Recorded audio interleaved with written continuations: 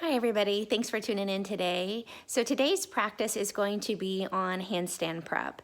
So we're going to do some shoulder openers, some different practice drills that you can work on at home to build strength to get you ready for that handstand. Top hands and knees, starting to warm up through our wrists, through our fingers. So start to feel the grounding in your hands, and then on that exhale, let your hips reach back. On your inhale, coming forward, we'll just do a few rounds here. We don't want our arms too tired before we get into our handstand work.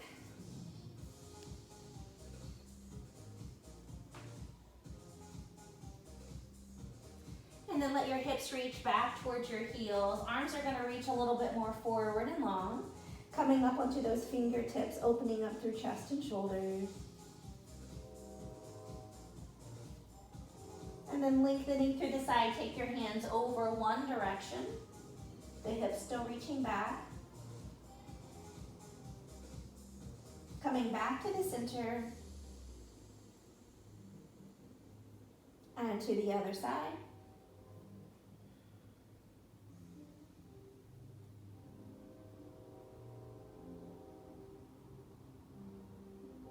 Coming back to the center. And then downward dog, let the hips reach up and back. You can pedal out your feet, you can soften your knees.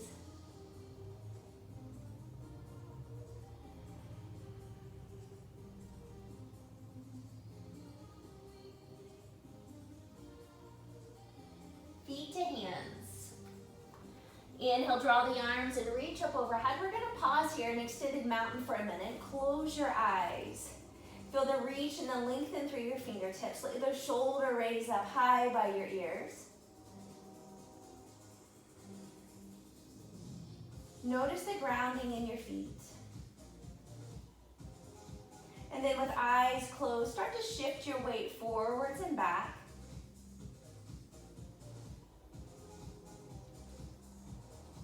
And then coming back to that central neutral. Noticing that when you go forward and back, you're either pressing more into your heels or pressing more into your toes. And that's what you're gonna do in your handstand. So you're gonna press more into your finger pads or more into the heel of the hand. So we're just taking this position and flipping it upside down.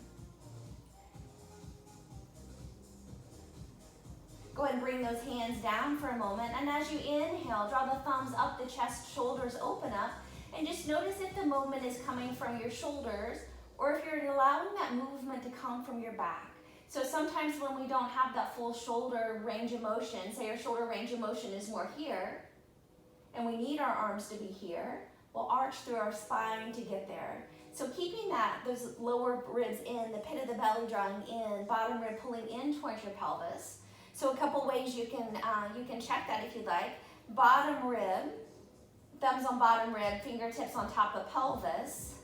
And as I inhale and bring my arm up overhead, that position doesn't change. So sometimes we'll be here, or that space will change and open up here. Another way you can look at it is one hand on your, about at your xiphoid and one hand down by your pubis. That position doesn't change. So we don't want those front ribs to float or pull open. We're coming down into Utkatasana chair. And then just doing that same range of motion here. Shoulders pull back and down.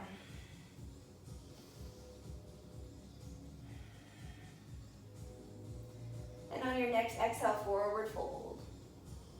Half lift, inhale, plank. Chaturanga from knees or toes, elbows draw back. Upward dog, downward dog. Again, you can pedal out your feet, you can soften your knees.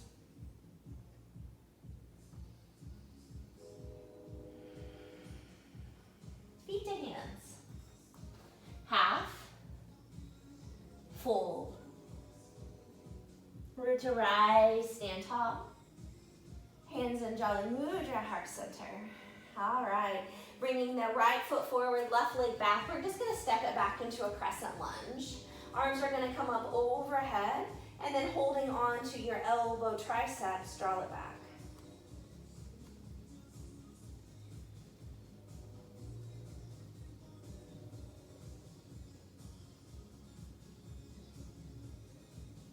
Stepping yourself back into chair. Left foot forward, right leg comes back. We'll do triceps on that other side.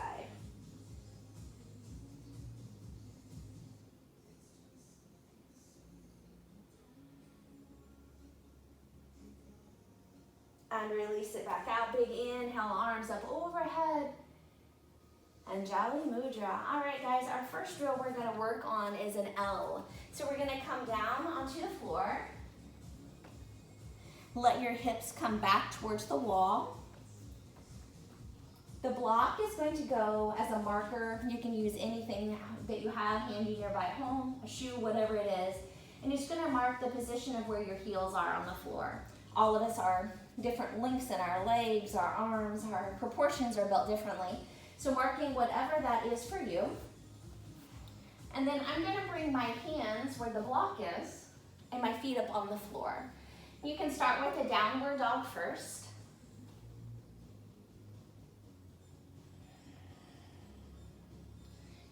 And then keeping my shoulders and my wrists lined up, as I bring my feet onto the wall, I'm gonna bring myself into that L shape.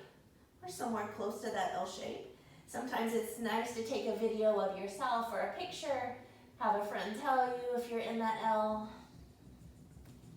and release and bring it down anytime you need to. So just like our hands were in the air and we were grounded strong into our legs, when we're in our L position, we're strong into our hands. So we're gonna find that rooting underneath our finger pads, in our knuckles, the meat of our hand. So we're pressing and grounding strong, and we're still keeping that push like we're pressing away. So you're pushing strong into your mat, allowing you to engage through the muscles in your shoulder and your upper back. You can work there, or if you want to come back up into that L again, you can add some movement with it. So coming back up into that L, maybe lifting one leg. And if you do one side, try to do both. A little harder to do right now on one side. Still recovering from the injury on that leg and bringing it back down. Again, you can work with that, just working on that press away, pausing and holding. Once those get a little bit easier, if you want to add a little bit more movement with it, coming back up into that L position. Strong and grounded into my hands. And then I'm going to take that one leg up towards the floor, tap my toes, and lift and extend.